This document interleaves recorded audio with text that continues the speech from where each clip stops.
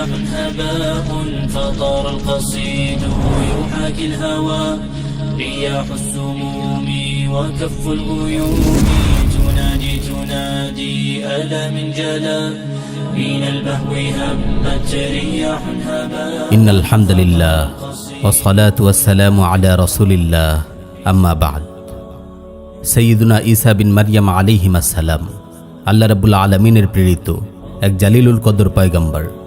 শ্রেষ্ঠ পাঁচজন রাসূলের মাঝে তিনি একজন। তার জন্ম থেকে মৃত্যু পর্যন্ত পুরো ঘটনা প্রবাহ বড়ই বৈচিত্র্যময় ও বিস্ময়কর। শেষ জামানার ঘটনা প্রবাহে তিনি এক গুরুত্বপূর্ণ ব্যক্তিত্ব। আজ আমরা সংক্ষেপে তার জীবন নিয়ে আলোচনা করব ইনশাআল্লাহ। ঈসা বিন মারিয়ামের জন্ম। ঈসা আলাইহিস সালামের পুণ্যময়ী মা মারিয়াম আলাইহিস সালাম সম্পর্কে এবং ঈসা আলাইহিস সালামের জন্মের কাহিনী কুরআনুল কারীমে অনেক বিস্তারিতভাবে বর্ণিত হয়েছে।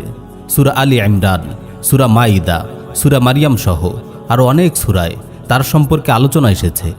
প্রিয় ভাই ও বোন, ঈসা বিন মারিয়াম আলাইহিস সালামের জন্ম ছিল গোটা বিশ্ববাসীর জন্য আল্লাহ রাব্বুল আলামিনের কুদরতের এক অনন্য নিদর্শন।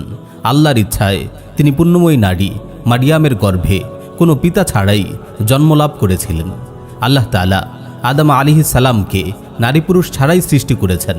হাওয়া আলাইহিস সালামকে নারী ছাড়া কেবল পুরুষ থেকে সৃষ্টি করেছেন। ঈসা আলাইহিস সালামকে পুরুষ ছাড়া কেবল নারী থেকেই সৃষ্টি করেছেন। পৃথিবীর বাকি সকল মানুষকে নারী পুরুষের মিলনের মাধ্যমে সৃষ্টি করেছেন। সুবহানাল্লাহ, আল্লাহ তাআলা যা ইচ্ছা তাই করেন, যেভাবে ইচ্ছা সেভাবেই করেন। ইন্নাল্লাহা আলা কুল্লি শাইইন কাদির, তিনি সব কিছুর উপর ক্ষমতাবান। আল্লাহর নির্দেশে জিবরিল আলাইহিস সালাম মানুষের সুরতে এসে মারিয়াম আলাইহিস সালামের গায়ে একটি ফুঁক দেন। এতেই মারিয়াম আলাইহিস সালাম গর্ভবতী হয়ে পড়েন। ভূমিষ্ঠ হওয়ার পর শিশু ঈসা আলাইহিস সালাম কথা বলে মা মারিয়ামের ব্যাপারে মানুষের সংশয় অপবাদ খণ্ডন করেন। এমন ছোট্ট শিশুকে কথা বলতে দেখে মানুষ বিশ্বাস করতে বাধ্য হয় তিনি আল্লাহর ইচ্ছায় অলৌকিকভাবে পিতা ছাড়া জন্মগ্রহণ করেছেন। ঈসা আলাইহিস সালামকে আসমানে উত্তোলন।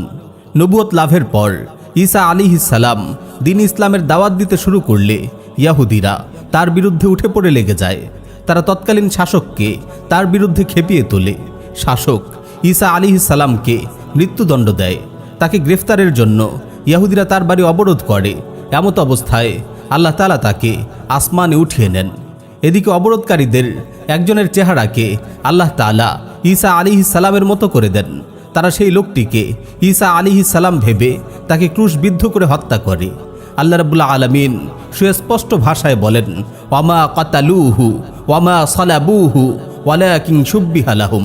তারা তাকে হত্যা করেনি, ক্রুশবিদ্ধও করেনি, বরং তারা ধাঁধায় পড়ে গিয়েছিল। ঈসা আলাইহিস সালামের অবতরণ। কিয়ামতের বড় আলামতগুলোর অন্যতম হল নুজুলে ঈসা তথা আসমান থেকে ঈসা আলাইহিস সালামের অবতরণ।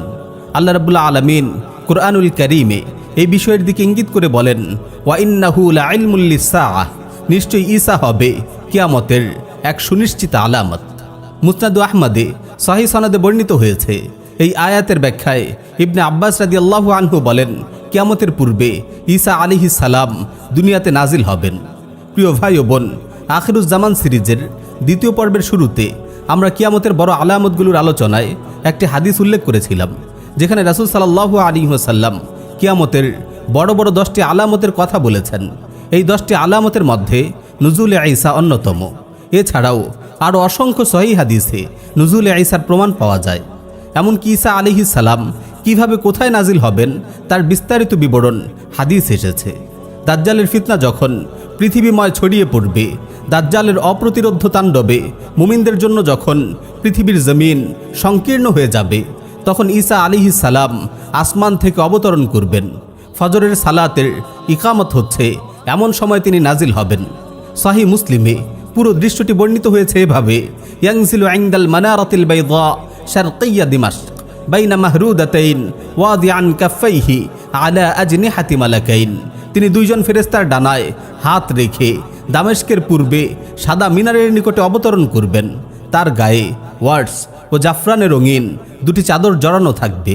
ইমাম ইবনে কাসির রাহিমাহুল্লাহ বলেন, আমাদের সময় অর্থাৎ 741 হিজরিতে মিনারটি সাদা পাথরে পুনর্নির্মিত হয়েছে। বর্তমানেও দামেস্কের পূর্বে একটি সাদা মিনার আছে। এই মিনারের ব্যাপারে লোকমুখে প্রসিদ্ধ আছে যে এই মিনারেই ঈসা আলাইহিস সালাম অবতরণ করবেন। তবে মিনারটি কোনো মসজিদের উপর নয়, বরং একটি মার্কেটের প্রবেশ মুখে। অনেকের মতে ঈসা আলাইহিস সালাম দামেস্কের মসজিদে উমাউয়ির একটি মিনারে অবতরণ করবেন। আল্লাহ রাব্বুল আলামিনই ভালো জানেন সেই মিনার কোনটি। ঈসা আলাইহিস সালামের দৈহিক বৈশিষ্ট্য। রাসূল সাল্লাল্লাহু আলাইহি ওয়াসাল্লাম ঈসা আলাইহিস সালামের শারীরিক গঠন কেমন হবে তাও আমাদের জানিয়ে গেছেন। তার শরীর মাঝারি গড়নের, লম্বাও না আবার খাটোও না, গায়ের রং লাল ও সাদায় মেশানো, প্রশস্ত বুক, ঈষৎ ঢেউ খেলানো চুল। চুল দেখলে মনে হবে চুল থেকে পানি টপকাচ্ছে, অথচ তা শুকনো। ঈসা আলাইহিস সালামের অভূতপূর্ব বৈশ্বিক খিলাফা। ঈসা আলাইহিস সালাম সর্বপ্রথম যেই কাজটি করবেন সেটি হলো তিনি দাজ্জালকে নিজ হাতে হত্যা করবেন। তার মাধ্যমেই দাজ্জালের মহাফিতনার সমাপ্তি ঘটবে। দাজ্জালের ধ্বংসের পর ইয়াজুজ মাজুজের বিপর্যয় মুসলিমরা ঈসা আলাইহিস সালামের নেতৃত্বে কাটিয়ে উঠবে। তারপর ঈসা আলাইহিস সালাম তার সবচেয়ে গুরুত্বপূর্ণ দায়িত্বটি পালন করার দিকে মনোনিবেশ করবেন।